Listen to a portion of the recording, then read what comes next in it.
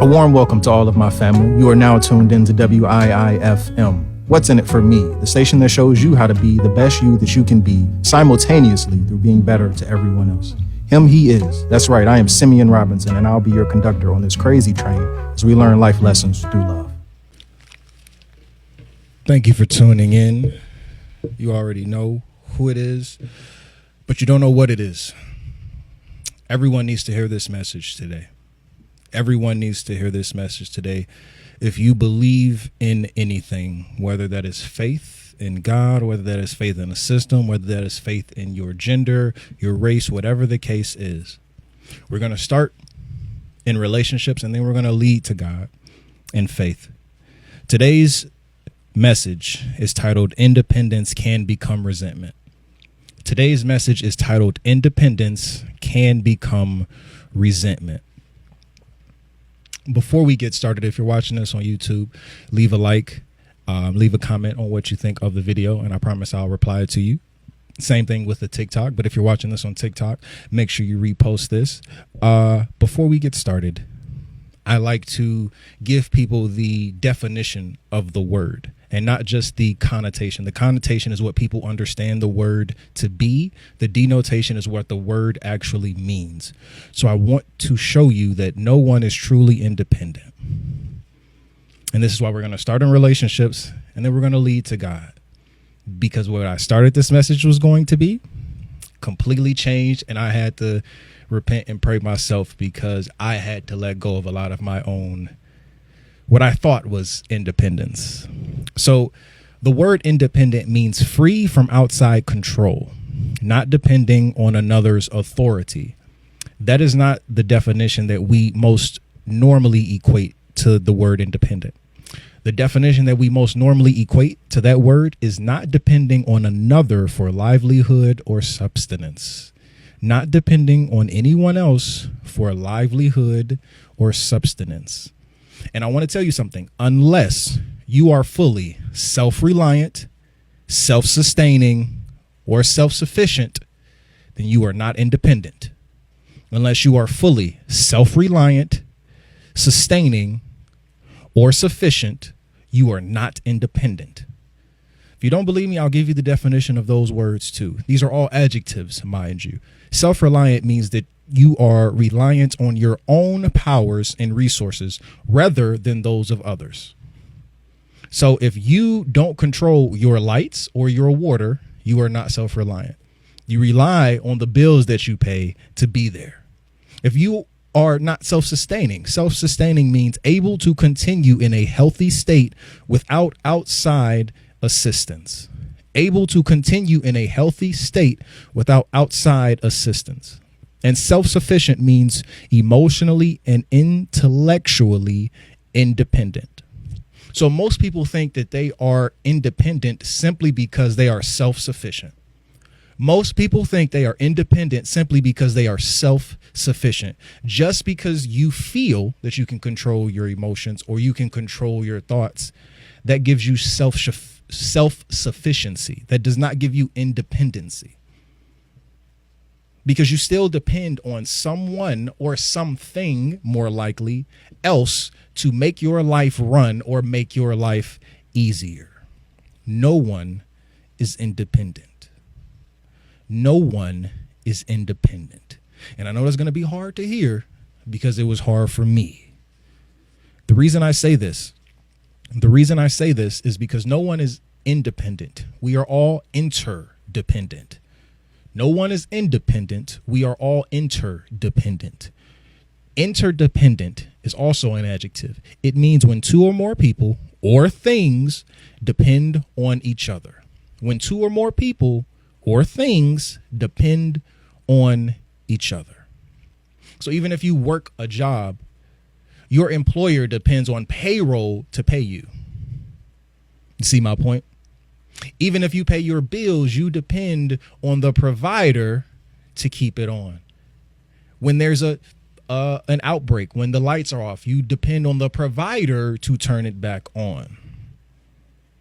No one is truly independent. We are all interdependent. And the sooner that we allow ourselves to let go of complete independency, the sooner that we can cooperate better in terms of our relationships and in terms of just our humanity.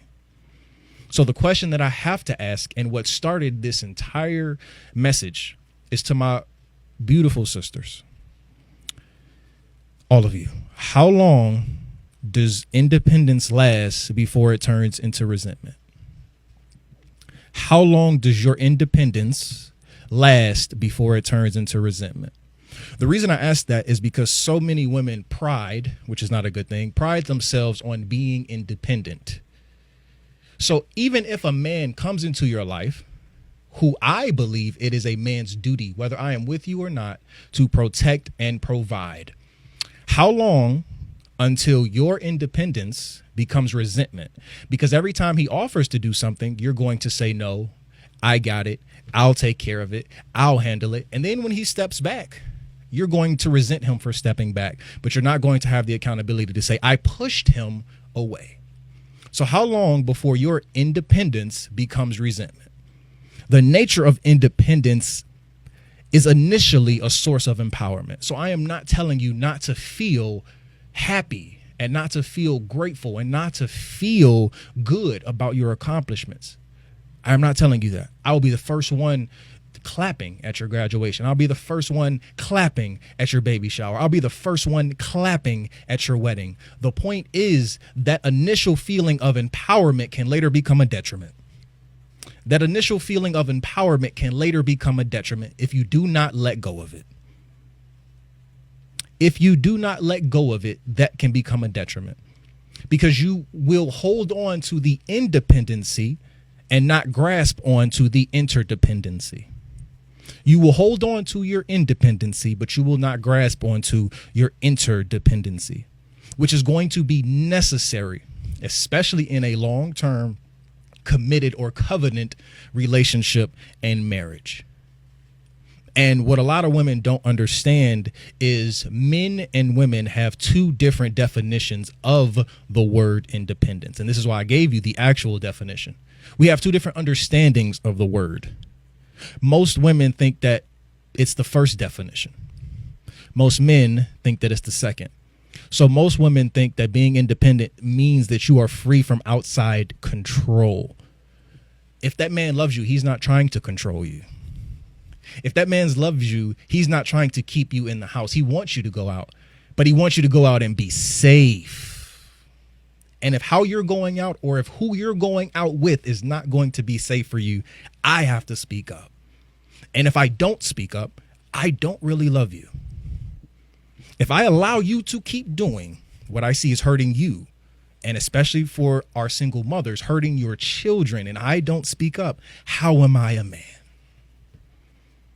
How am I a man that says I love you and want to protect you if I don't tell you what you're doing is putting yourself in harm's way?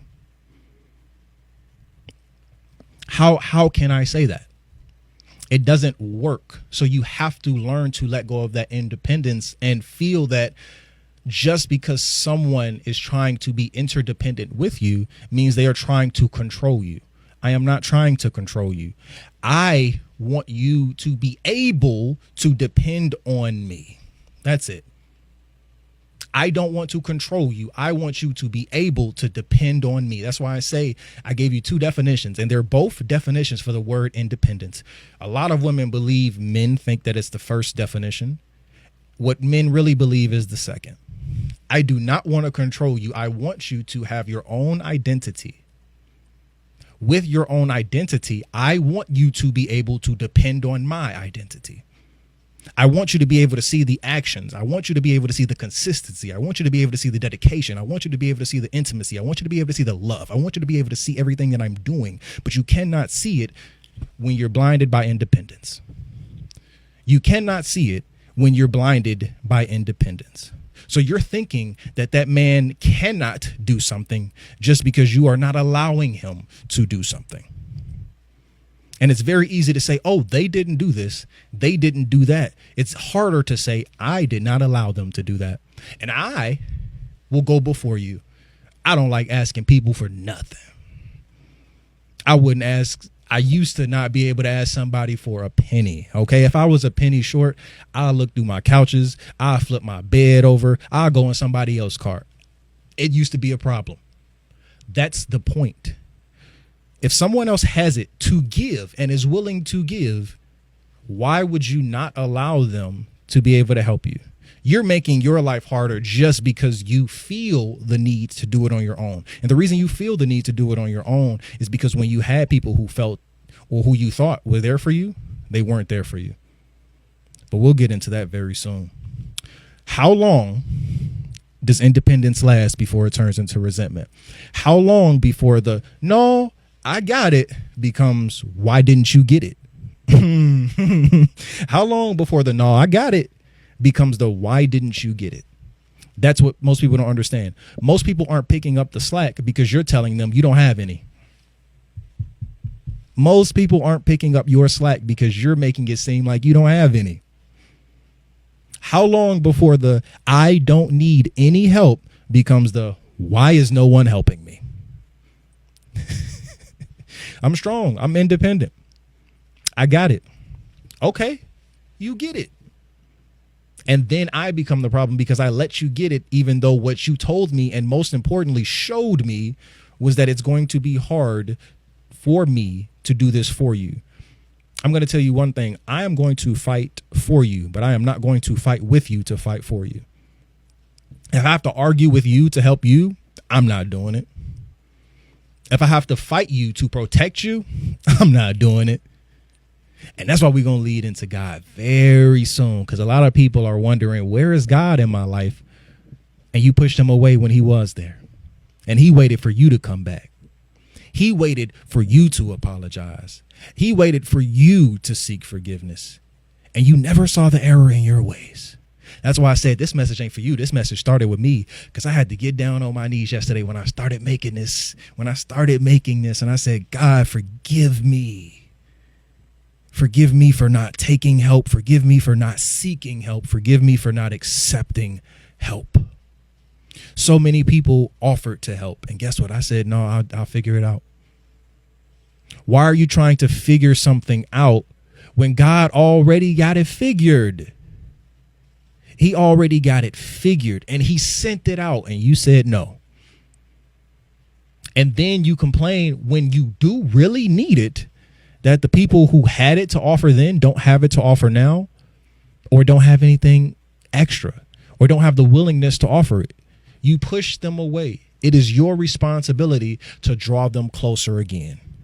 So that is why we have to let go of the independence and begin to learn interdependence. You cannot keep pushing everyone away and then wonder why no one gets close. You cannot keep pushing everyone away and then wondering why no one gets close. It's you. It's very easy to say, oh my gosh, I have no close relationships. How many people have you let get close? And the answer is going to be very few for so many of you because you're afraid. The person that hurt you, the person that made you be independent, that's who you are making yourself take it out on everybody else who wants to make you interdependent. You're taking it out on everybody who wants to help you because of the person that didn't. When you needed help the most, the people you assumed or figured should and have to be there for you weren't. So now the people that are telling you, I will be there for you, you don't believe it. And you won't believe it till you change your mindset from independency to interdependency. Because the longer that you are willing to hold on to not needing anyone else, the longer you will be unwilling to ask for help from anyone else. The longer that you are willing to hold on to not needing anyone else, the longer you will be unwilling to ask for help for anyone else. And that is why long-term independence can fester a predisposition for resentment. Sorry for the big words. It's the only way that I felt comfortable describing it. Long-term independence can fester a predisposition for resentment. What that means is the longer that you are independent, the more likely you are to hold resentment. And the reason that is because unspoken expectations are predetermined resentments. I will say that again. Unspoken expectations are predetermined resentments. You don't know how to ask for help. So when you don't get it, it's their problem, not yours. You don't know how to ask for help. So when you don't get it, it's their fault. It's never yours. Look in the mirror because it is yours. It is yours. Closed mouths don't get fed. And the perfect example of that, I have very bad anxiety. I am introverted. So when I used to go out to places and people would offer me food, I would say no, whether I was hungry or not. They not finna force feed me the food. Bro, you better get up and fix a plate. You better tell grandma, yeah, I am hungry. Fix me a plate. Grandma might not fix the plate. Grandma gonna have somebody else fix the plate. And guess what? They gonna listen because it's grandma. But you're complaining about why you hungry and you telling everybody, no, I'm not hungry. No, I'm fine. No, I'm cool with this salad. Why you on a date? And then you go home and your stomach is because you didn't ask for what you really wanted. And if you cannot ask, it becomes harder to receive. If you cannot ask, it becomes harder to receive. So long-term independence can fester a predisposition for resentment because some people carry independence into one new relationship because they stayed in an old relationship for too long with someone they couldn't depend on. Most people bring independence into new relationships because they stayed in an old relationship with someone they could not depend on. You're at fault because you're taking it out on somebody that you don't even know if you can trust because you stayed with somebody you knew you couldn't. That's not fair. That is not fair. And what makes it worse is the duration of independence affects the entire sustainability of the thought of independence. The reason I say that is because the duration of independence affects the entire sustainability of independence, because the longer, or I should say, it becomes harder to continue to grow the longer you are independent. You can only do so much by yourself, and you cannot continue to scale. You cannot continue to grow. So most people settle. You can only do so much alone. You can only hit so many ceilings alone. So most people settle.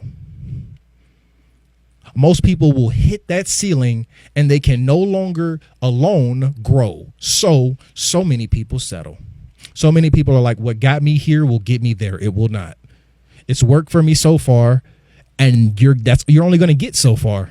You're absolutely right. It's worked for me so far, and so far is exactly how far you going to get. You are going to get exactly where you are right now because you cannot humble yourself. You are going to stay where you are at right now because you cannot humble yourself. You're going to get humbled eventually. I'm sorry to tell you, you are going to get humbled eventually. So why not build the relationships that will not care about what position you are in life, what position you might need, what help you might need, because they are already willing to help. Then wait until life humbles you and nobody cares. The longer you are willing to hold on to not needing anyone else, the longer you will be unwilling to ask for help from anyone else. And before we continue, this message is good. So if you're watching on YouTube, like this, leave a comment. If you're watching on TikTok, like this, leave a comment, and I promise I'll reply. But because this message is so good, we're going to have to break this up into two parts. But before we get into part 2 next week, I want to give you a few of the factors of resentment so you can understand where we're going next week. Number 1, unmet expectations stemming from relationships or circumstances. Like I said, unspoken expectations are predetermined resentments. Unspoken expectations are predetermined resentments. So because you have not had your expectations met in the past, you are more likely to not even express or have expectations in the future. So many people are afraid of disappointment, so they don't even expect anything good. And you're going to get exactly what you expect. Nothing. You don't even expect a healthy relationship, and then you surprised when you don't get one. You don't even expect love, and you surprised when nobody loves you the way that you deserve to be loved. You don't expect a promotion, so you're not going to get one. You don't expect it, so you don't even apply. You're not even expecting to be taken to a higher level. So you're going to stay exactly where you're at. Number 2, prolonged isolation. This is why winter sadness is such a thing, because a lot less people go outside and a lot less people are interdependent. So when you see that isolation, it diminishes the emotional connection that you might have with other people. It affects your mental health and your sense of community. So a lot of people think that this interdependency isn't a mental health issue if you allow it to go on too long. A lot of people think independency is not a mental health issue if you allow it to go on too long. And if you think I'm lying, why do people put prisoners in solitary confinement? Some of y'all are finally starting to realize how toxic your independency is.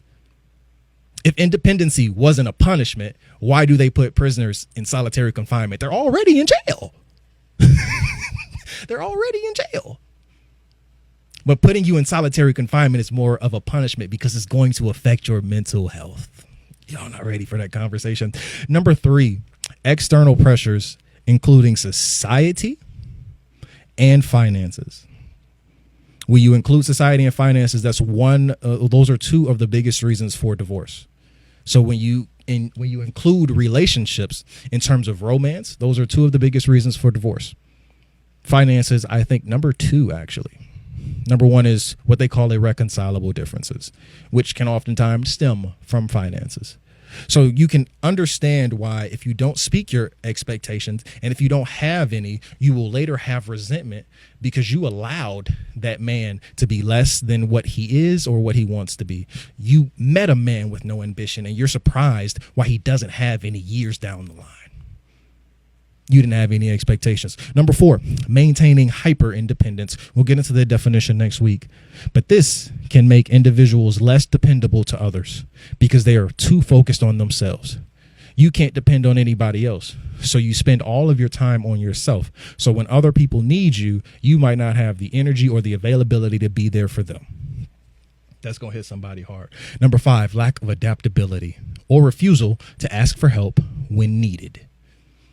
We've gone over that enough this episode. I hope you get it. If not, we'll bring it back next week. But you don't want to change anything to make it easier for yourself. You got to help me help you. What Kevin Hart say? Help me. You got to help me help you. But if I don't know how you need help, how can I help you? If I don't know how you need help, how can I help you?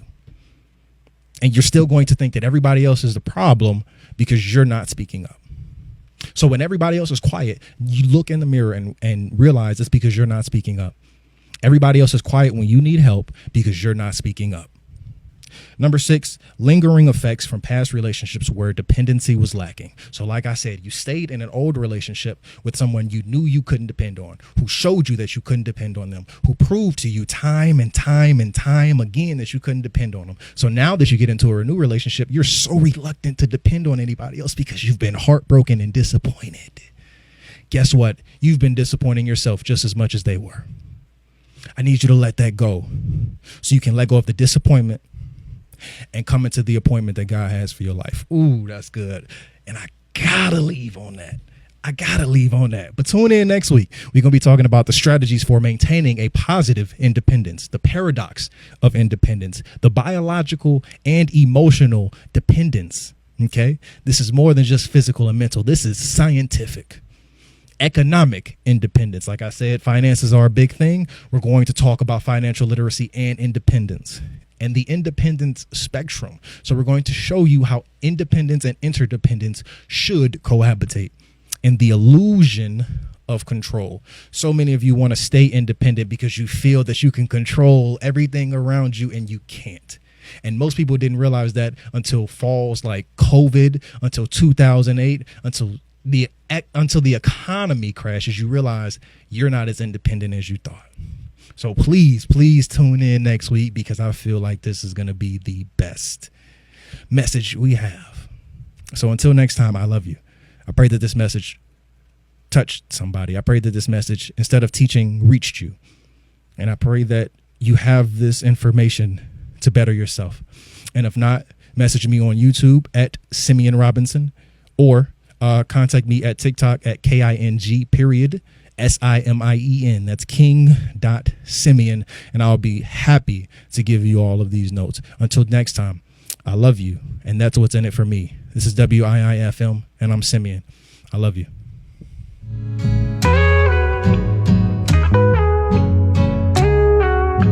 I pray that this message is delivered to you.